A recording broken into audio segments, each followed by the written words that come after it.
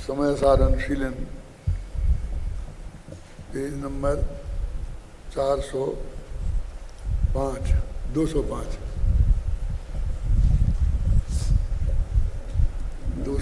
पे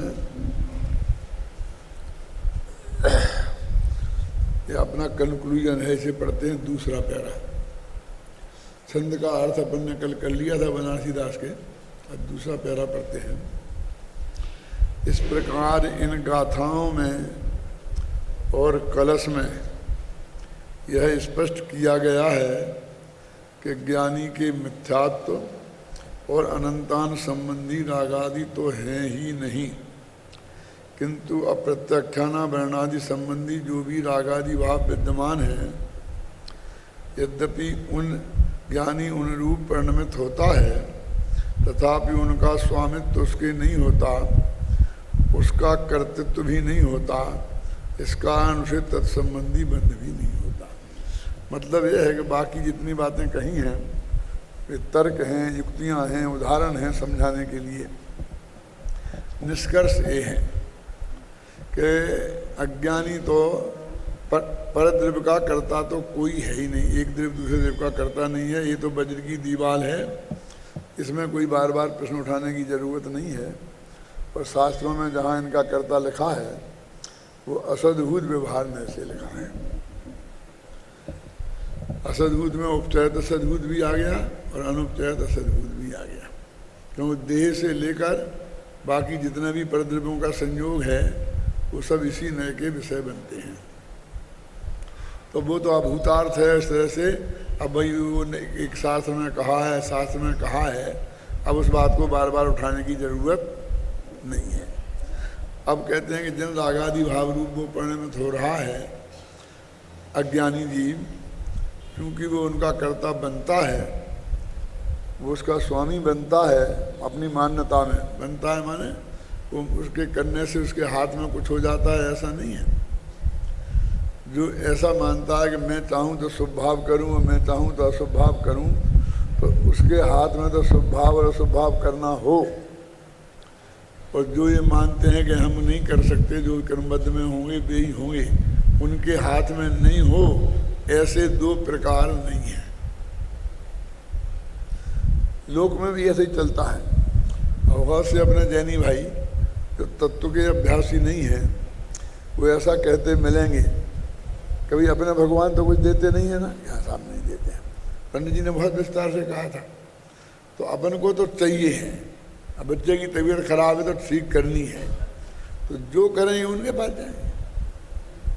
क्या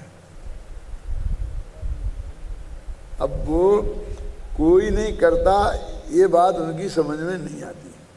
अथवा समझ लो कि हम समझा नहीं पाते, अथवा समझ लो कि हमारे ही साथी बहुत विद्वान हैं और बहुत संत मुनिराज हैं, ये निरंतर इस बात में ही लग रहे हैं कि एक दूसरे को करता है। कौन कहता नहीं करता है, ये मंत्र पढ़ोगे तो ऐसा हो जाएगा, ये करोगे तो ऐसा हो जाएगा, ये कोई ऐसा करेगा, क्षेत्रपाल ऐसा कर देगा, पद्मावती ऐसा कर देगी।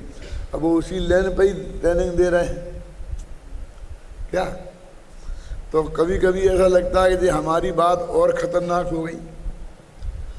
और उनका तर्क ये है, उनसे अकेले में बात करो ना, यहाँ साहब मानते तो हम भी यही हैं कि कोई कुछ नहीं कर पाएगा, ना भूत प्रेत ना कुछ, ना अष्टग्रह ना नवग्रह, कोई कुछ नहीं कर पाएगा, हम भी मानते हैं।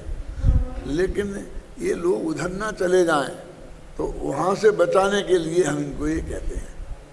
और उसके ऊपर उन्होंने एक बहुत बड़ा अर्थशास्त्र खड़ा कर दिया, वहाँ बड़े बड़े प्रोजेक्ट खड़े कर दिए उसी के आधार पर। अपने कहने के क्या कि भाई ये कहीं और दूसरों के यहाँ नहीं चले जाएं, आप समझे ना, इसके लिए हम रोकने के लिए हमने ये सब किया है। और उसमें फिर उन्होंने बराबर, तो इसको गुरुदेव ऐसा उदाहरण देते थे कि घर में बिल्ली घुस गई तो बिल्ली को कैसे निकालें। क्या तो देखा कि वो ऊँट को देखकर बहुत डरती है, तो ऊँट को घर में घुसाएं तो बिल्ली भाग जाएगी, कुत्ते को ले आए तो बिल्ली भाग जाएगी। अभी खेल गांव में ना लंगूरों को ले आए तो बंदर भाग गए। ऐसा करते हैं ना, तो कहते हैं ये तो तुमने कि ये हमारे कुछ लोग उनके पास ना चले जाएं, वे तो जाने वाले थे, वो महाअज्ञानी थे, वो भगवान से अपना जगत का स्वार्थ सिद्ध करने ही वाले थे, वे तो अजैन जैसे ही थे। पर उन्हें बचाने के लिए उस सारे अज्ञान और कर्तृत्व को हम अपने अपने घर में घुसा दिया हमने, और हमारा ही धर्म शुद्ध नहीं रह पाया। ख्याल में है ना, क्योंकि इसी लोभ से उन्हें रोका ना कि हमारे भगवान करेंगे, अब भी नहीं करेंगे फिर गड़बड़ करेंगे, तो आपको झूठे भ्रम करना पड़ेंगे, झूठे जवाब देना पड़ेंगे कि तुम्हारी भक्ति में कमजोरी होगी, तुमने पैसा पूरे नहीं दे हैं क्या, अब पैसा देते वक्त तुमने मन में कुरमुराए होगे, कुछ ना कुछ कह करके अपना उल्लू ही सीधा करेंगे। अरे डॉक्टर के पास जाओ कि डॉक्टर साहब आपने दवाई दी थी उससे ठीक नहीं भय, ख्याल में आई ना, तो डॉक्टर कहता ठीक हो जाते तो तुम हमारे पास आते ही काय हो, तो आज की फीस और हम कैसे लेते तुमसे, क्या ये नहीं भये तो हमको दुगनी फीस मिली, और ठीक हो जाते तो ऐसे ही वो कि देवी देवताओं से कुछ नहीं हुआ तो फिर लाए हम, तो फिर हम आया, तुमको छोटा सा विधान करवाया था बड़ा करवा देंगे, और फिर आओगे तो और बड़ा करवा देंगे। क्या तुम्हें तो जैसे में जाना है जेब करनी है, जहाँ जाना है वहाँ जेब करनी है।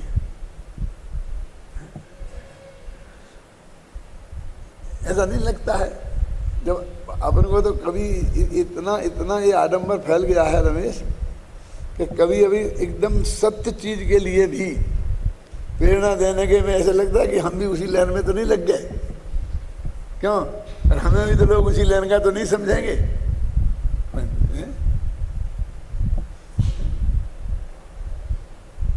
तो एक कदम थोड़ा यहाँ बढ़ाते हैं किसी विकल्प से, तो एकदम 2 कदम पीछे हट जाते कि चल मारने में जो होना होगा हो जाएगा, अपन इसमें विकल्प में नहीं उलझेंगे। चारों तरफ वही बस कैसे कैसे कैसे कैसे कैसे नकली तरीके से भी कैसे ये सब किया जा सकता है, मतलब एक दुकान सही की खोलते हैं, एक दाम की एक दुकान बाजार में खोले, और वो ईमानदारी से सही दुकान खोले तो 25 एक दाम नाम से दुकानें खुल जाती हैं, और एक दाम उनको ऐसे ही एक दाम होता है क्या है। अब अपने कहेगा हमको तो दुकान बेचनी है तो आधी कीमत में माल भेजें, तो सब आधी कीमत के बोर्ड लगा देते हैं, और दुगनी कीमतें कर करके उन्हीं में से आधी कहने लगते हैं उसको। क्या करो, तुम क्या करोगे, इन लुटेरों के बीच में बैठे हो। लुटेरे माने पैसा के नहीं, श्रद्धा के, श्रद्धा को लूटते हैं। तो वो कहते हैं कि अभी ये नहीं करेंगे तो उनके पास जाएंगे। तो ऐसा ही हमारे घर में ये शुरू हो गया है, ये दिक्कतें हैं। अब ये है कि धीरे धीरे वो हमारे मुमुक्षुओं में भी शुरू हो गया, हमारी मूल भूमि से ही शुरू हो गया। अभी क्या करें, सारे कुएं में भांग पड़ी है, कहाँ जाए, क्या करे, वस्तु स्वरूप क्या है। अब वो कहते एक द्रव्य दूसरे द्रव्य का करता नहीं है। असली बात तो ये है, माने ये भगवान हमारा कुछ कर देंगे, देवी देवता कर देंगे, इस बात ही झूठी है। इसका प्रतिपादन कितना होता है और कहाँ होता है, बोलिए।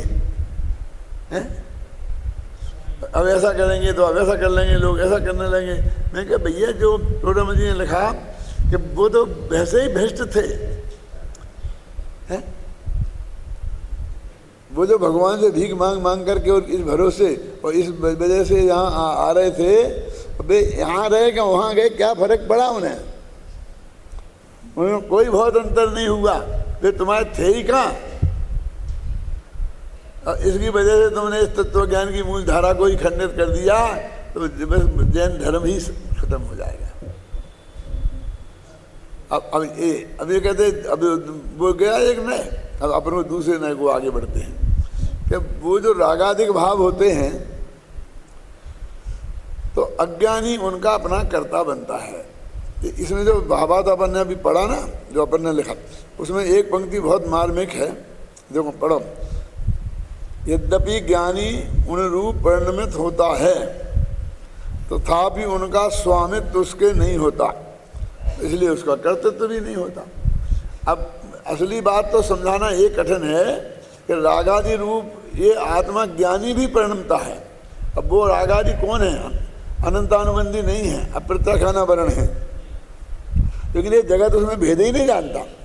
एक दिन मैंने ये कहा था, आपको याद है किसी को, कि हमारे जितने क्रिया में दिखते हैं वे सारे रागादिक तो अप्रत्यक्षाना वर्ण के उदय वाले हैं, अनंतानु वाले तो दिखते ही नहीं। वे तो इतने गंदे हैं कि आप उन्हें छिपा के रखते हो। ये अपने जो अपने शरीर का जो चेहरा है ना, अपन सामने खुला रखते हैं और बाकी सारे बदन को ढक के रखते हैं, और जो जितना ज़्यादा गंदा स्थान है उसको और ज़्यादा ढक के रखते हैं। ये जो खुला चेहरा है ये भी कितना गंदा है, सवाल तो इसकी बात है। ये खुले चेहरे को हम इसलिए नहीं रखते कि बहुत सुंदर है, इसलिए हम इस दुनिया को दिखाएं। क्या इसकी सही स्थिति बताऊं कि ये जो अपने स्मारक है ना, तो अपने स्मारक में अपन ने जो अंदर अंदर में वो सारे गंदगी बहती है ना, तो वहाँ पर एक वो क्या बनाया है, ऐसे बना देते ना गोल गोल लगा के ढक्कन, क्या बोलते उसको, चैम्बर। तो वो चैम्बर है, उसे खुला रखते हैं, गंदगी ना हो गंदगी ना हो गंदगी ना हो, तो सब को ढक देते हैं। और चैम्बर को बस ऐसा कभी भी खोल लें। अब क्यों रखते हैं वो उनकी बोझा नहीं, लेकिन मेरी समझ है कि सबसे गंदी जगह तो ये है। क्या है? सारी गंदी नालियां इस चैम्बर में पड़ती हैं। समझ गए? उसको तुम खोलते हो।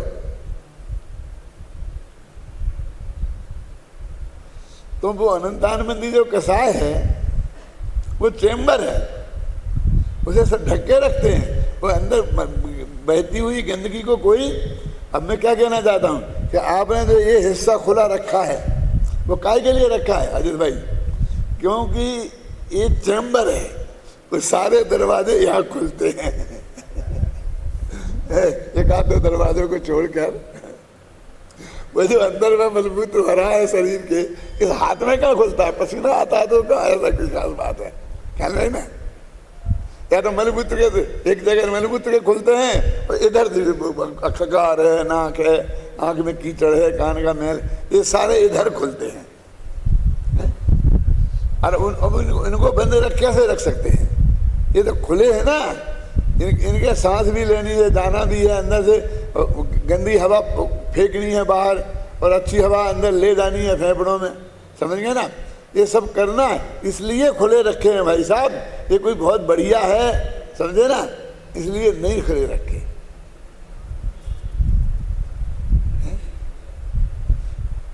तो अब वो जो अनंतानुबंधी के साथ मैं तो ये बताना चाहता हूँ, वो तो इतनी गंदी है कि आपके अभिप्राय में किसी दूसरे को मार के, जान से मार करके भी पैसा कमाने की इच्छा है। अनंत जीवों का घात हो जाए तो भी इच्छा है। ख्याल में ना?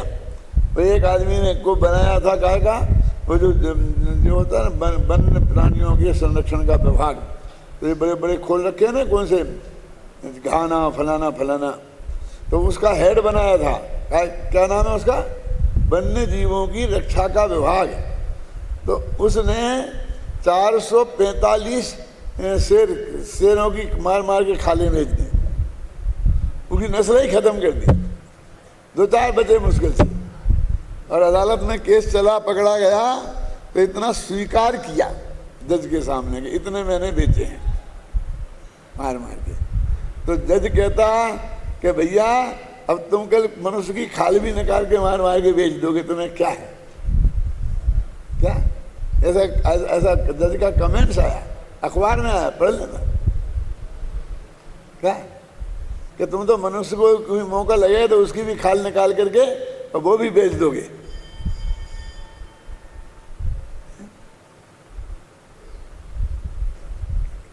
मतलब वो इतने गंदे भाव हैं अनंतानुबंधी कसाय के कि उसको तुम चेहरे पर ला ही नहीं सकते, वो जबान से बोल नहीं सकते, वो क्रिया में तुम कर नहीं सकते। उसके लिए बज विषम नाराज सहन चाहिए। उसके जो पाप करो तो साथ में नरक जाने लायक पाप करने की ताकत चाहिए, लाखों जीवों को मारने की ताकत चाहिए। है तुम में? तुम पे एक चिमटी तो मरती नहीं है, एक मक्खी तो मरती नहीं है। मैं कैसे समझेंगे ना आप? अरे जो मानना चाहते हैं उनकी भी कहाँ है? इस बिल्कुल सच्ची घटना मुझे याद आ गई इस वक्त कि मैं बम्बई में था। तो मैं जब भी बम्बई जाता था तो बच्चों का पुराना मकान तो ढंग से नहीं था। मैं क्या तुम्हारे पास पैसा है तो मकान क्यों नहीं खरीदता? अच्छा मकान रहो तो कम से कम, भले आदमी ढंग से रहो तो जाता था तो 2-4 दिन रहता था तो वो मकान ही मकान देखने का काम करता था।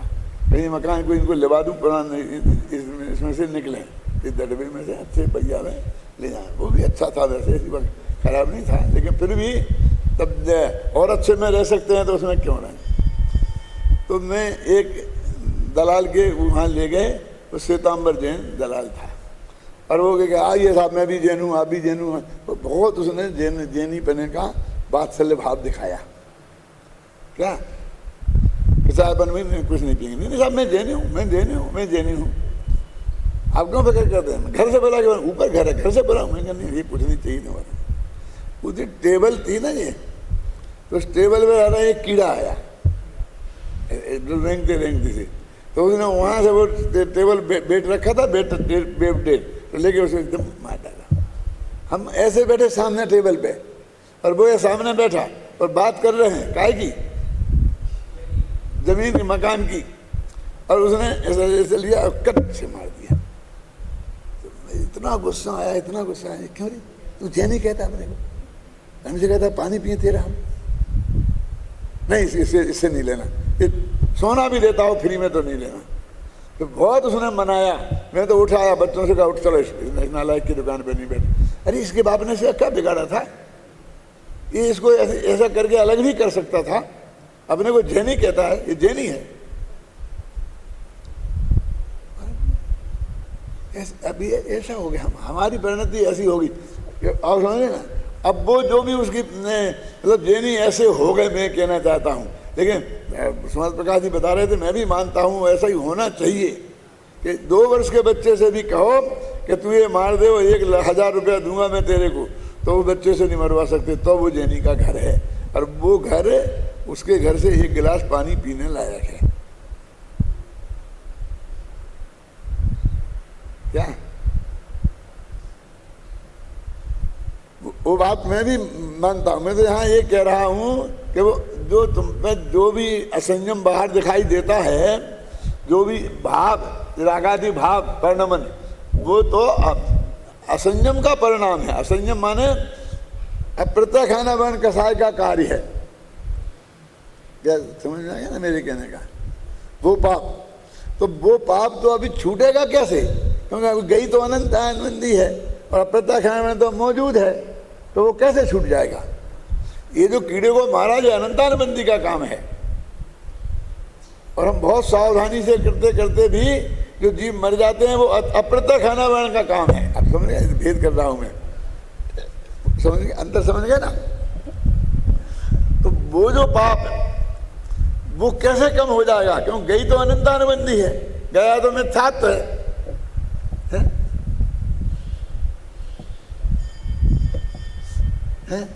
तो इसलिए ये जो कसाय आपको दिख रही है, कहते हमें तो ज्ञानी की भी वही दिखती है, अज्ञानी की भी दिखती है। तो क्यों नहीं दिखेगी? क्योंकि अज्ञानी के भी वही दिखती है जो अप्रत्यखाना वर्ण के उदय से हो रही है, और ज्ञानी की भी वही दिखेगी।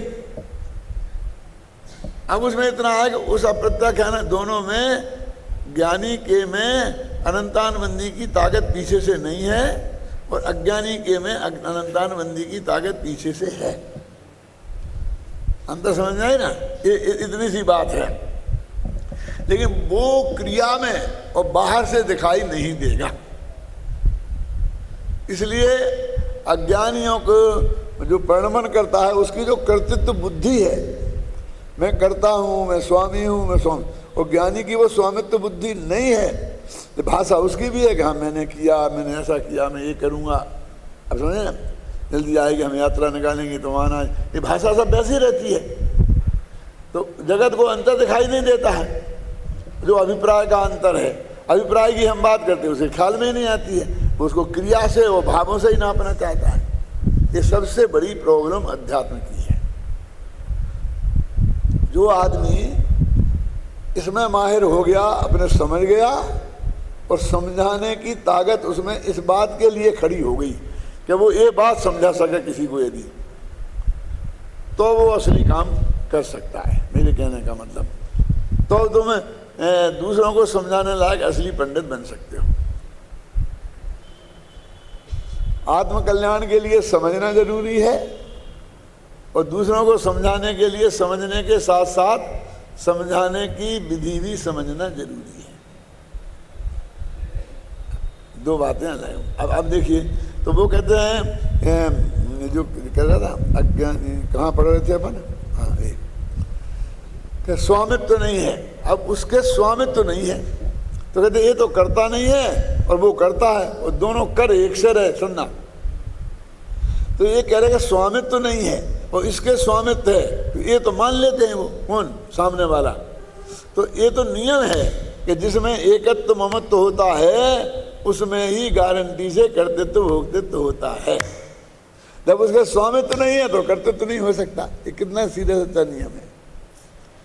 जब वो स्वामी नहीं है उसका, जब उसकी उसमें एकत्व ममत्व बुद्धि नहीं है तो कर्तृत्व भोक्तृत्व भी नहीं हो सकती। ये नियम है। दादा ख्याल में आई बात क्या? नहीं कि वो स्वामित्व नहीं है। कि स्वामित्व क्यों बोल रहे कि स्वामित्व की बात आपको जल्दी स्वीकार हो जाती है। वो मुनीम का उदाहरण बढ़िया है ना अपने पास, भाषा ऐसी बोलता है, ऐसा कर दूंगा, ये कर दूंगा, ये कर दूंगा, और स्वामित्व तो नहीं है। लेकिन बोला तो वही है, किया तो उसने यही है। अदालत में केस तो उसने ही किया था, वकील तो बोले के वो ही खड़ा था, गवाह तो सब वो ही ले गया था। क्यों? लेकिन स्वामित्व, हाँ स्वामित्व तो नहीं है क्योंकि जानता है तो सेठ की तरफ से कर रहा है, उनकी पावर ऑफ अटर्नी नहीं लाया है। वो जज भी जानता है, सब जानते हैं, लेकिन ये कर नहीं रहा है, ये नहीं मानते। क्या समझिए ना? अब समझ, ये दिक्कत है। और यहाँ ये कहते हैं कि जो स्वामी होता है वो ही करता होता है, जो स्वामी नहीं होता है वो करता होता ही नहीं। इस समय सार में ऐसी गाथाएं आने वाली हैं। वो गाथा में बहुत शब्द है, बहुत बढ़िया। अभिप्राय का कर्तव्य क्या है उसका, जब तुम्हें अभी ध्यान नहीं आ रहा। अभियोजक कोई ऐसा शब्द है, अभियोक्ता, अभियोजक। आगे यहाँ सर्वशुद्ध ज्ञान अधिकार में है। वो ये कह रहे हैं कि वो उसका अप्रयोजक नहीं है। वो भोगते हुए भी करते हुए भी करता है, वो करते हुए भी करता है, वो नहीं करते हुए भी करता है ना? समझते हैं शांति जी क्या है, कौन गाता? अभी आप इसलिए नहीं है कि आप यहाँ पर कर्ता कर्म अधिकार जीवा जीवाधिकार तो रोज हर साल की उठाई होती है, उनकी पढ़ाई होती है, तो ये तो सब याद रहते हैं। वो जरा बहुत बाद में आ जाता है, लेकिन उसमें है एक बहुत बढ़िया शब्द है जो मेरे अभी दिमाग में नहीं आ रहा है। चलो, तो अभी ये कह रहे हैं कि वो स्वामित्व नहीं होता, और वो स्वामित्व है कि नहीं है ये पता नहीं चलता। देखो एक सही पुराने ज़माने में मुनीम जी जिन्हें कहते थे ना, पता नहीं लगता था कि ये मालिक है कि मुनीम है। जिस बड़े बड़े सेठ लोग होते थे ना, और ने 25 दुकानें खोल दी, 25 कारखाने खोल दिए, और एक एक को वहाँ पर रख देते थे हेड। तो हेड मुनीम साहब कहलाते थे, वो हेड मुनीम। वो सेठ जी तो 10-10 बरस तक उसको जाके देखते ही नहीं थे, और वो ही पूरा काम चलाते थे। वे तो इतना देखते थे कि साल में इस दुकान से हमारे यहाँ कितनी कमाई आती है, इसलिए सेठ मुनीम कमा के दे रहा है। और वो मुनीम को तनख्वाह नहीं मिलती थी, उसको सिर्फ काम करने का, संभालने का 2-4% का, जो भी 25% उसका उसे पार्टनर बना देते थे। एक तरीके से वो वर्किंग पार्टनर होता था। ऐसे हर जगह में थी ये सब बहुत थे। जैसे भागचंद सोनी थी ना, लेकिन गांव में दुकानी थी, और ऐसे ऐसे बैठे थे सब। जैसे कि किशनगढ़ मिल में ये पार्टनर बैठे थे, क्या नाम, हीरालाल पार्टनर बैठे थे, अपने नवीचंद जी के चाचा जी। आगरा में मंगनमल पार्टी उनके पिताजी बैठे थे, वो शेठ जी की दुकान थी, किनकी, भागचंद सोनी की। और हमारे मोनेरा में हम पढ़ते थे तो वहाँ पर उनके बहनोई लादूलाल जी बैठे थे। लेकिन सब पता, क्योंकि सारा निर्णय उनको ही करना है कि मालिक है कि मुनीम है, पता ही नहीं लगता था। तो ललितपुर में एक शंकर लाल अग्रवाल की एक ऐसा बड़ी दुकान थी, और जिसमें कोई एक आदमी बड़ा मुनीम, हेड मुनीम बैठता था और वो वह सारा काम संभालता था। सारे लोग, पूरा बाजार, बच्चा बच्चा ये समझता था कि ये इसका मालिक ही है। मेरे पिताजी सुनाते थे। और जब उस सेठ का दिवाला निकला, क्या, और इस दुकान से तो कमाई हो रही थी, लेकिन ऑन द होल, समझ गया ना, जैसे भागचंद सोनी का निकल गया था ना, तो थोड़ी कि आगरा की दुकान से कमाई बंद हो गई थी, निकल गया। तो उसने कहा कि शंकर लाल सेठ का दिवाला निकल गया है, इसलिए अब मैं यहाँ से जाता हूँ। तो बाजार वालों को मालूम पड़ा कि ये शंकर लाल सेठ वाले नहीं है, ये दूसरे कोई आदमी है। इतना वो अभेद होता था, यानी वो इतना उनका बोलने का, चालने का, बात करने का, डिसीजन करने का, लड़ने का, झगड़ने का। उसके उदाहरण के लिए बोल रहा हूँ मैं, समय दृष्टि के, कि एक कोई दुनिया समझ नहीं सकता कि मालिक है कि ये मुनीम है, वो फुल डिसीजन करता है। ख्याल में है ना? ऐसे ही ज्ञानी जीव अंदर से बिल्कुल ये मानता है कि इसमें मेरा कुछ भी नहीं है, स्वामित्व भी नहीं है, तो उसमें कर्तृत्व भी नहीं है, और बिल्कुल स्वामी जैसा व्यवहार करता है और बराबर वैसे काम करता है। अब हमारे पास एक ही तरह के आचार्य कहते हैं स्वामी नहीं है तो करता नहीं। तो स्वामी नहीं है तो इसको उदाहरण क्यों बना रहे? तुम सिद्ध करो स्वामी कैसे नहीं है। तो कहते वो तो जीवाधिकार में करके आए हैं ना, अब फिर द्वारा क्यों वो खाता खोले? संत जी समझ में आया कि नहीं आया? यहाँ ऐसा क्यों कह रहे? क्योंकि जीवाधिकार में एक बात हम सिद्ध करके आए हैं कि एक द्रव्य दूसरे द्रव्य का स्वामी नहीं है। अब उसी के आधार पर हम वो कर्ता और भोक्ता भी नहीं है, ये सिद्ध करना चाहते हैं, इसलिए निष्कर्ष निकला है ना। तथापि उसके स्वामित्व नहीं होता। अभी देखो, ज्ञानी उन रागादि रूप परिणमित होता है, फिर भी उनका स्वामित्व नहीं होता, इसलिए कर्तृत्व नहीं होता। और अज्ञानी उन रागादि रूप परिणमित होता है। दोस्तों, ज्ञानी और अज्ञानी दोनों एक से ही परिणमित होते हैं। जैसे ज्ञानी परिणमित होता है रागादि रूप, ऐसे अज्ञानी भी परिणमित होता है रागादि रूप। लेकिन अज्ञानी कर्ता है और ज्ञानी नहीं है, क्योंकि वो अपने को कर्ता मानता है और वो अपने को कर्ता नहीं मानता है। तो कर्ता होना तो मानने के आधार पर नक्की हो गया, करने के आधार पर क्या नक्की रहा। और आप कहते हमने अपनी आंखों से देखा, हमने उसे करते हुए देखा, हमने उसे करते हुए देखा, है ना। अंतर समझे? अभियोजक शब्द है शायद वहाँ, है हाँ, प्राकरणिक, हाँ प्राकरणिक शब्द है, प्रकरण और प्राकरणिक शब्द है। इसी बात को समझाने के लिए बहुत अच्छा है वहाँ वो प्रकरण, कि जो प्राकरणिक अलग हो, आदमी अलग होता है, वो दिखता है सामने, वो प्राकरणिक नहीं है। देखो, तो अब वो ये कह रहे हैं कि अब इतनी गुप्त है ना बात श्रद्धा के लेवल की, तो इसको सिद्ध करने के लिए हमारे पास ऐसे ठोस उदाहरण भी नहीं मिलते। वो कहता है हम कैसे मान लें, हमारे सामने ऐसे अनुभव हैं कि जब दिवाला निकला तो आंखें टप टप आंसू गिर रहे थे, हैं क्या? और जब कोई मुनाफा हुआ तो लड्डू बट रहे थे, क्या?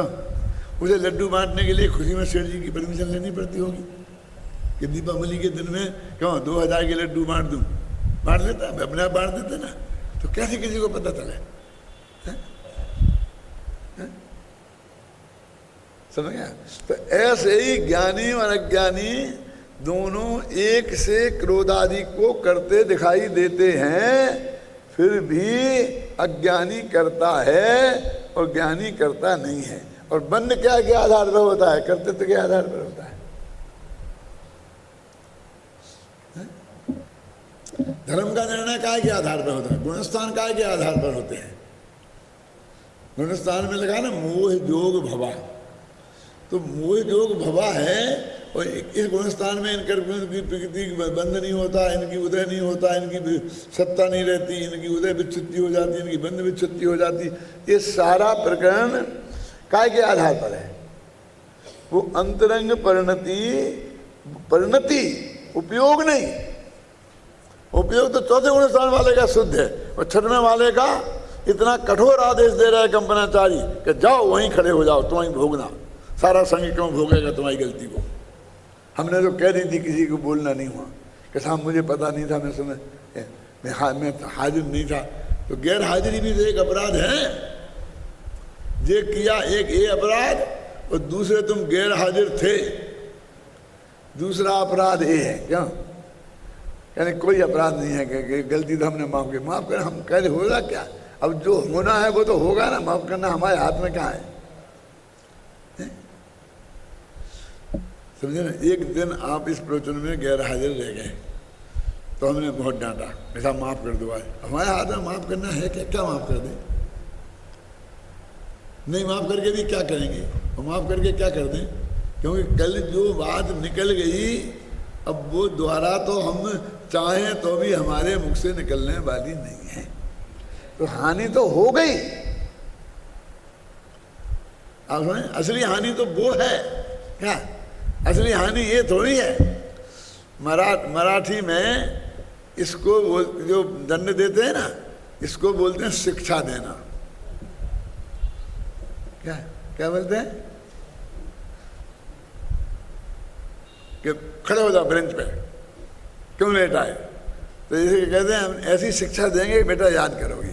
उसे शिक्षा बोलते हैं, वो दंड को शिक्षा बोलते हैं। तो क्या सीख? वो कहते हैं कि भाई तुम हमें माफ कर दो। कि क्या माफ कर दें? क्योंकि वो जो नुकसान हो गया वो तो हो ही गया, उसे दुनिया कोई माफ नहीं कर सकती है? हमने भी सैकड़ों दफे तीर्थंकरों की हम समूषण में गए थे और केवल आगल रहेगा वो कोरो, वहाँ से भी कोरे के कोरे लौट आए कि भगवान हमने बहुत गलती करी। तुम्हारे समूषण में आए ना, और उसके पहले कई तीर्थंकरों के समूषण में गए थे, हमने बहुत बड़ी गलती करी, कुछ भी नहीं समझा, आप हमें माफ कर दें। अब हम क्या माफ कर दें? क्यों भाई? वो तो तुमने गलती करी थी, उसकी सजा भोग ली। अब वो काम ही कैसे ही खत्म हो गया। अब हमारे पास माफ करने की क्या है? क्या माफ कर दें? और तुम माफी मांगने में समय खराब क्यों कर रहे? अब तो समझो, अब समझो कि हमारी कोई सुनता ही नहीं। अरे भाई तुम्हारी क्या सुनने लायक है क्या? कि मैंने बहुत गलतियां करी, सुन तो लो। इत्यादि के पाप है अनंता, हमें कीने श्री भागे बनता। अब ये तो कर लिए ना और करके खत्म हो गए और उसके लिए तुम पछता रहे। अब उनकी कहानी सुनाने में तुम अपना समय खराब करोगे और हमारा समय खराब करोगे। क्या है उसमें? सुनने सुनाने लायक है क्या? वो तो गंदी कथा है। अब यदि तुम्हारे सचमुच पश्चाताप हो रहा है तो उसमें समय खराब नहीं करके अब ये असली बात समझो, है ना। इसके बाद स्वामी जी का ये पूरा प्रकरण अपन ने दिया है, फिर वही हैं सब बातें जो अपन कह चुके हैं। यदि फिर इसे पढ़ेंगे तो फिर पूरा व्याख्यान उसी तरह इस पर भी हो जाएगा, तो व्याख्यान का डबल हो जाएगा। अपने घर पर शांति से पढ़ लेना। पेज नंबर 206 निकालो। जब आप कहोगे पढ़ने ही नहीं है तो उसमें छापे काहे के लिए हैं? क्योंकि वो पढ़ने के लिए छापे हैं, सुनने के लिए नहीं छापे। सुनने में तो हमने ही समझा दिया ना पूरा सुना दिया ना। अब जो जिनको ये सुनने को नहीं मिला तो उनके लिए छापे हैं, कहने जो पढ़ेंगे। इस प्रकार विगत कलश में जो प्रश्न उठाया गया था, कौन सा उठाया था प्रश्न? ज्ञानवंत के भोग निर्जरा हेतु हैं, अज्ञानी को वही कर्म फल देतु हैं। यह अचरज की बात ये नहीं आवही, पूछे कोई शिष्य गुरु समझा वही। ये समझाया है। क्या समझाया? उसका उत्तर इस कलश में दे दिया गया। जो कलश था ना, पढ़ो क्या उत्तर दे दिया गया। देखो,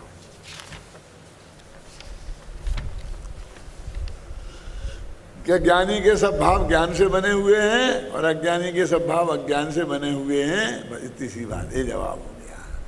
वो ज्ञानी है, वो ज्ञान से बने भाव हैं इसलिए उसे बंध नहीं होता। अज्ञानी को अज्ञान से बने बात है इसलिए बंध नहीं होता, निद्रा होती है।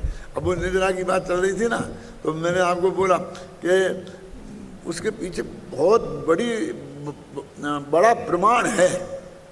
माने वो कोई ना तो धमकाने की बात है अज्ञानियों को, और ना ज्ञानियों को सुविधा देने की बात है, और ना उनका पक्ष लेने की बात है। तो क्या है कि ये तो आप जानते हो कि भाई 11 स्थान है निर्जरा के, आता ना, सम्यक दृष्टि, श्रावक, वृता, अनंत, वियोजक।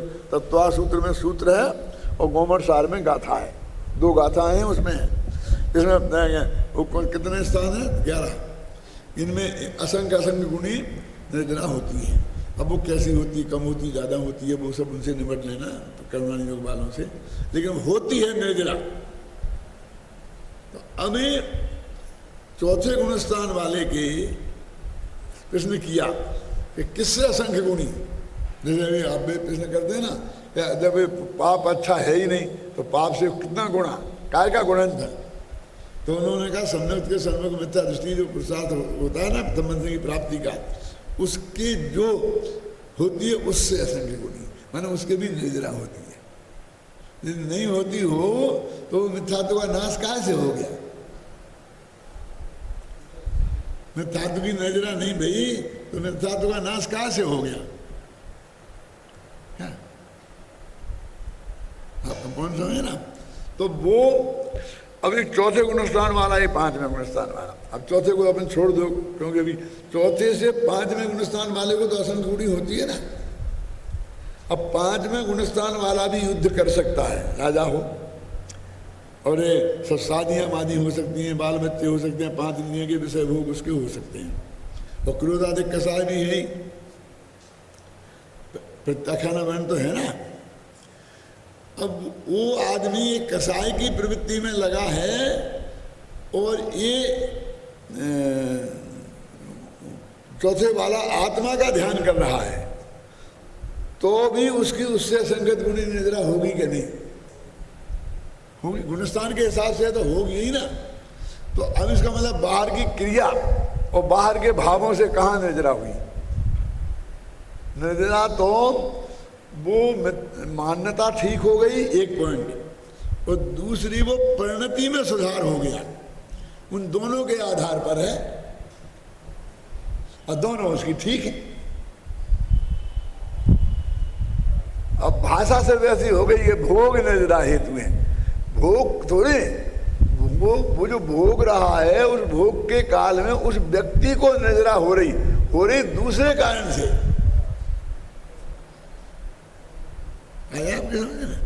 आपने जाकर के जरा समझना, बहुत खतरनाक बात है कि 100 रुपये जाकर के कोई चीज़ खरीदी अपने खाने पीने के लिए, भोग के लिए, भोग में खर्च किए, समझे ना। अब फिर दान में खर्च किए अच्छे काम के लिए, जरा ना। अब आपको ऐसे पंडित बहुत मिलेंगे, तो वो दान में खर्च किया हो तो दिन दूना रात चौगुना बढ़ता, वो खर्चा नहीं है, वो तो इनकम है। लेकिन मेरे गले नहीं उतरती है यदि आपने 1 लाख रुपया दिए हैं, खर्चे में किए, लेटरिन बनाने में किए और मंदिर की वेदी बनाने में किए 1 लाख, उसमें 1 लाख इसमें, तो तुम्हारी तिजोरी में से 2 लाख कम होंगे। ऐसा नहीं कि इसमें 1 लाख कम होंगे ही नहीं। कैसे पंडित हैं और कैसे समझने वाले हैं, कैसे समझाने वाले हैं, ये तो होंगे ना खर्च। क्यों कि वे खर्च नहीं होंगे और ये खर्च हो जाएंगे? ऐसा तो है नहीं। वो तो जाएगा तो जाएगा ही, मेरे कहने का मतलब। अब उसे पुण्य बंधेगा कि पाप, तो फर्क तो बनने में बड़ा भाई साहब, यहाँ तो नहीं बंधने की बात हो रही। अंतर समझ में आया ना आपके कि उसे पुण्य बंधेगा उसे पाप है, बंधने में फर्क हुआ ना। लेकिन यहाँ जो निर्जरा हो रही उसको, वो उस भोग की वजह से नहीं हो रही, वो निर्जरा तो उसकी परिणति में शुद्धि है, मिथ्यात्व गया, अनंतानुमति गई, अप्रत्याख्याना बन गई, उसकी वजह से हो रही। तो उसको हो रही इफेक्ट है, लेकिन उससे हमने जैसा समझ लिया कि उससे हो रही ये गड़बड़ी है।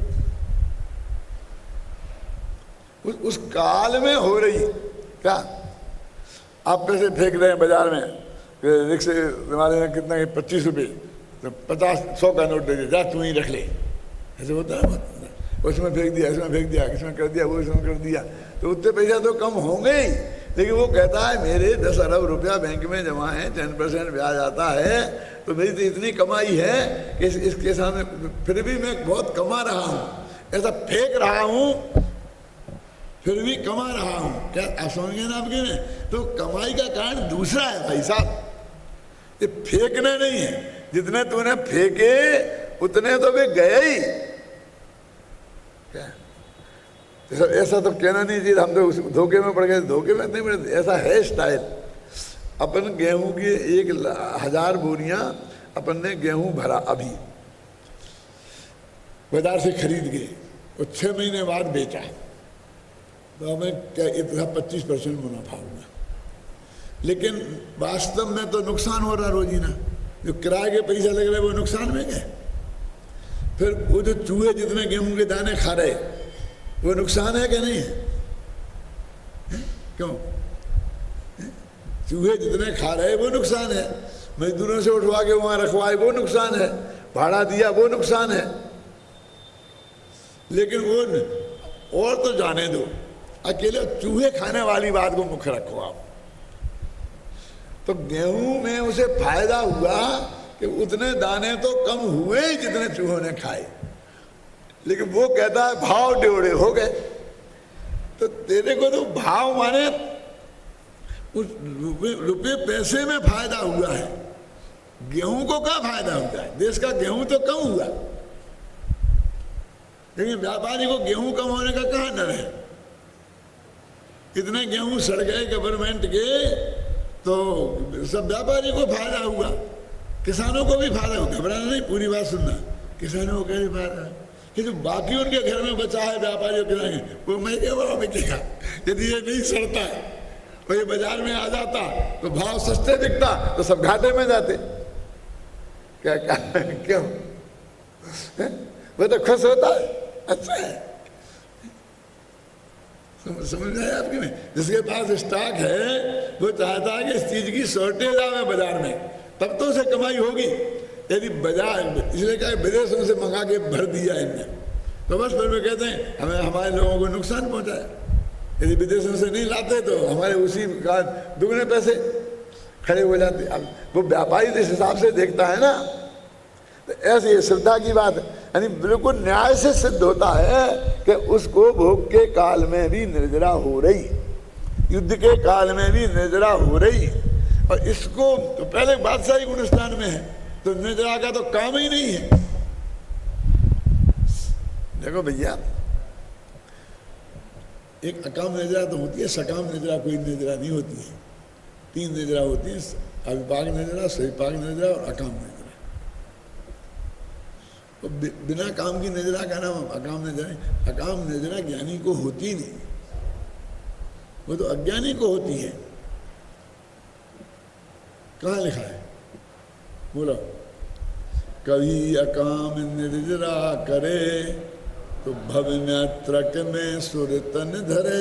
सब में तो भवनेत्रक में जाता नहीं है, तो किसको होगी वो? है समझे ना? अकाम निर्जरा मिथ्या दृष्टि को होती है कि जब वो ऐसे संयोग आ गए कि जिससे बहुत कसाय का प्रसंग बने, लेकिन उसने आत्मा के आश्रय से कसाय ठंडी नहीं रखी। आत्मा का आश्रय तो है ही नहीं, लेकिन हमने कुछ कर ही नहीं सकता। अब ज़्यादा गालियाँ बकूँगा, ऐसे करूँगा तो और पिटाई होगी। अब चुपचाप शांत भाव से, अब खाना नहीं मिला आपको, अब मिलना तो संभव ही नहीं है आपके, भाई ऐसा है नहीं है, पैसा नहीं है, बाजार से खरीद के खा नहीं सकते हैं, क्या बात है। तो अब डर रहा, अब रो चिल्लाओ, और एक शांत चुपचाप समय निकाल दो, वो अकाम निर्जरा है। और दूसरी वो सभी पाक जैसे बोलते वो निर्जरा फिर क्या है? वो तो उदय में आगे खिलना है। कितना क्लियर लिखा, निजे काल पाए विधि झरना तासो निजे काज न सरना, लिखा है ना। वो तो रोज ही ना होता रहता ज्ञानी अज्ञानी के, उसमें कौन सी नई बात है? एक समय प्रबद्ध जीवन ही नहीं है। तो क्या किया है वहां लिखा है, तप करीब कर्तृत्व की बात है। मतलब ज्ञानी के शुद्ध भाव शुद्ध परिणति के कारण, तप माने समझ लो शुद्ध परिणति, ऐसा समझ लो है ना। तप कर जो कर्म खिपावे माने वो शुद्ध परिणति के कारण जो कर्म झर रहे बस वो निर्जरा है, आप समझे ना। और उससे तेरी शुद्धि की वृद्धि होगी, वो शुद्धि की वृद्धि निर्जरा है। तो भाषा उसमें बहुत कर्तृत्व की है कि तप करे जो कर्म खिपावे सो ही शिव सुख दर्शावे। मुक्ति के में ऐसे खिपाने मिपाने का काम कहाँ है, आप समझे ना। यानी वो सम्यक दृष्टि जीव 5वें गुणस्थान वाला लड़ते समय भी निरंतर उसकी शुद्धि में वृद्धि हो रही है, शुद्धि में वृद्धि हो रही, उस वक्त भी तरक्की हो रही क्या। और लड़ाई के जो भाव है ना उसकी वजह से बंद भी हो रहा, पाप बंद हो रहा, दया दान के भाव में पुण्य बंद हो रहा। लेकिन वो तो बहुत ऊपर ऊपर की छोटी छोटी सी बात है ना। एक है ना स्वर्ण लुट रहा है, वो जो सड़क पे गिरा था पीतल के टुकड़े, वो स्वर्ण नहीं है, ये जो उसमें क्या कॉमनवेल्थ में लुट रहा है ना स्वर्ण पदक, कोई भी स्वर्ण बोलते हैं, वो सोना फोना कहाँ होता है वो स्वर्ण कहाँ है। स्वर्ण तो बाजार में ये करोड़पति अरबपति लोग रोजाना किलो से खरीदते हैं असली स्वर्ण तो क्या है, उसमें कहाँ स्वर्ण फोन है, लेकिन उसको अखबार में स्वर्ण स्वर्ण स्वर्ण, इतना स्वर्ण आ गया, इतना स्वर्ण हो गया, ऐसा। तो ऐसा वो उसके अंदर परिणति में शुद्धि है और उसकी निर्जरा हो रही, माने कर्म भरम खिप रहे, उसकी कोई बात नहीं है। खिप रहे तो ठीक है, वो उसको भी ले लो, लेकिन जो शुद्धि की वृद्धि हो रही वो निर्जरा है क्या। वो तप क्या है, वो शुद्धि ही तप है, ये विरुद्धाभास तप नहीं है। वो ध्यान ही ध्यान, तो ध्यान के काल में नहीं, बिना ध्यान के काल में भी जो मुनिराज जब ध्यान कर रहे तभी तपस्वी है क्या। आहार करते मुनिराज तपस्वी है क्या नहीं है, बोलो।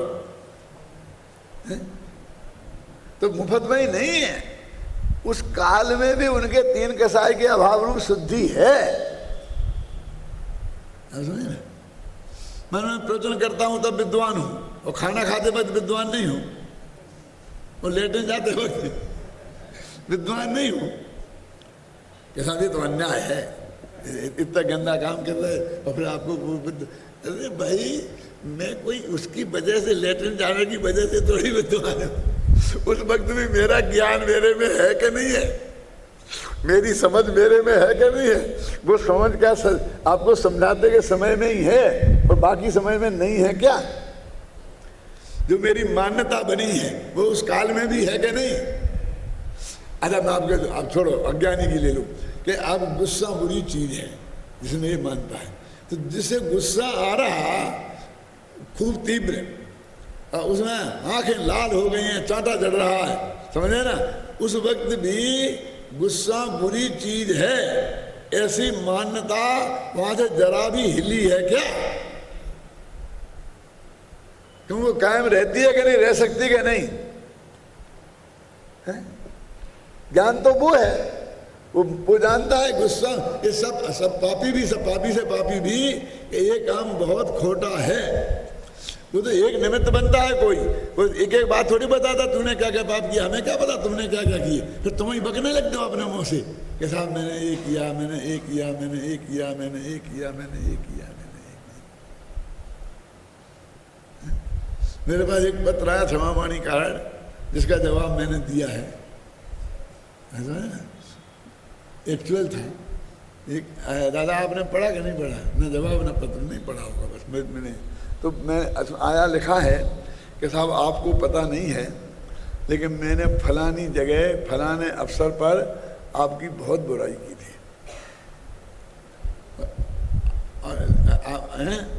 और आपके रिश्तेदार वहाँ मौजूद थे, उनने विरोध भी किया था, लेकिन मैं नहीं माना, मैंने बहुत बुराई की थी।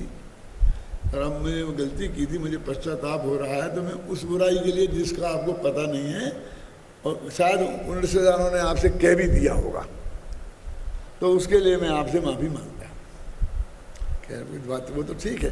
फिर आगे और मज़ेदार बात लिखी कि वो बुराई मैंने क्या की थी वो भी लिखी।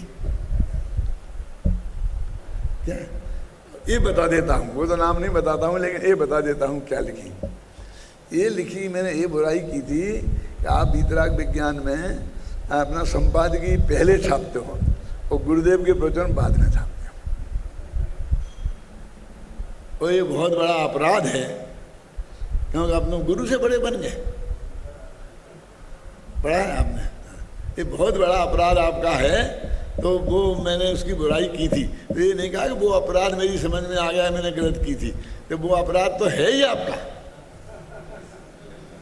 आप समझे। लेकिन अब मेरे को कसा ठंडी होगी तो मैं माफी मांगता हूं।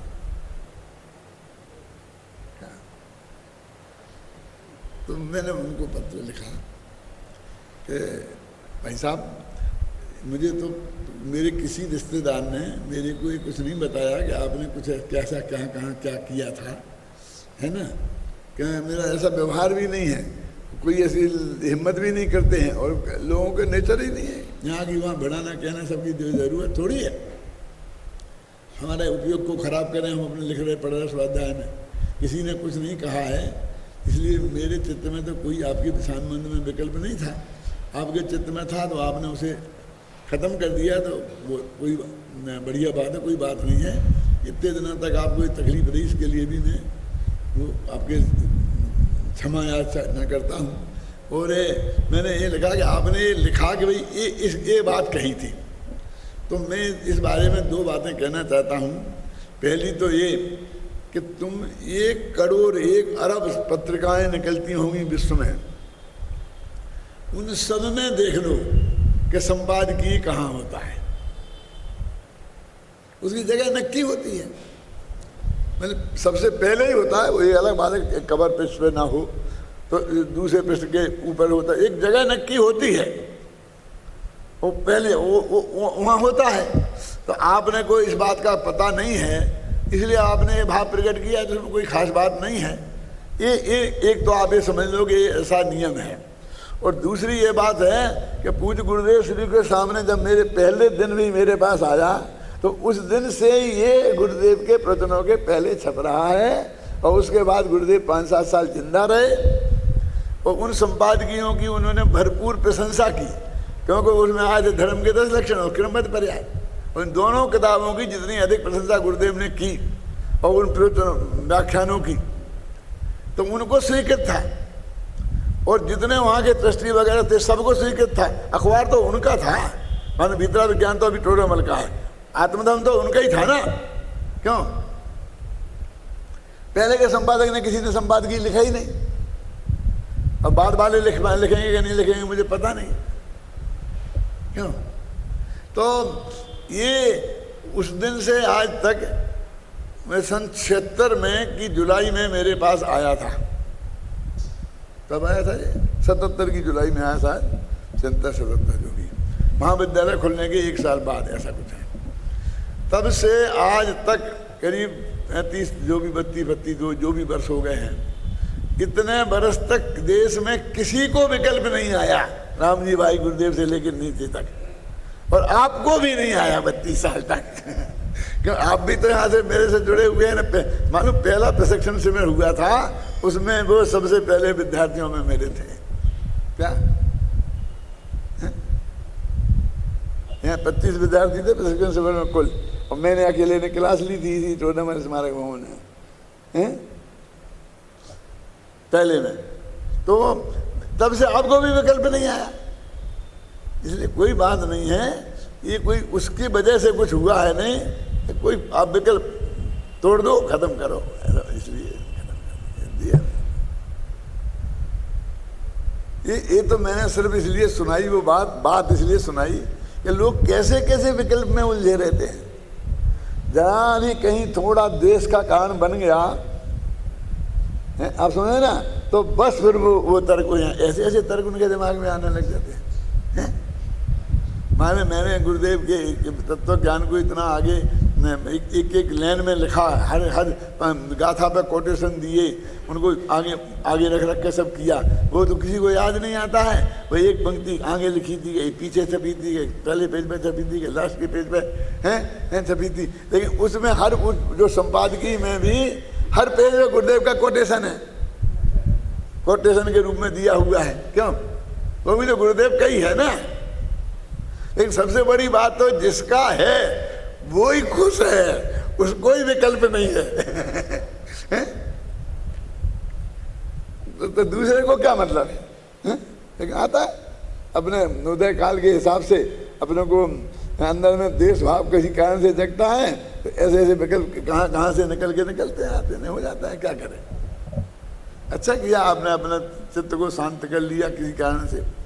तो भाई ये तो वस्तु के स्वरूप की बातें हैं, ये बहुत गहराई से अपन को समझने की बातें हैं। क्या कह रहे ज्ञानी का? वो अंदर की जो मान्यता है वो निरंतर शुद्धि की वृद्धि होती है भाई साहब। वो कोई झूठी बात नहीं कही, लेकिन उसमें थोड़ी सी इतनी रह गई कि जैसे भोगों से निजरा हो रही हो ऐसा लगा लोगों को। अब वो कहते भोग से निजरा कह ही नहीं रहे, भोगी जीव को भोग के काल में निजरा होती है। इतनी सी राई की ओट में पहाड़ है, इतना सा जवाब है। अब चाहे बहस करते रहो, इस मुद्दे की बात को तो उठाओ नहीं, और बहस करते हाँ हो सकता है, क्यों नहीं होगा, ऐसा भी होता है, ये भी हो सकता है, क्यों नहीं हो सकता। अब भोगों से निजरा सिद्ध करो क्या? अब वो बिल्कुल महाअसत्य है, ऐसा होने वाला तो है नहीं। लेकिन वो किस अपेक्षा कहा है सिर्फ ये बताने की जरूरत है, कहना है ना वो बात है।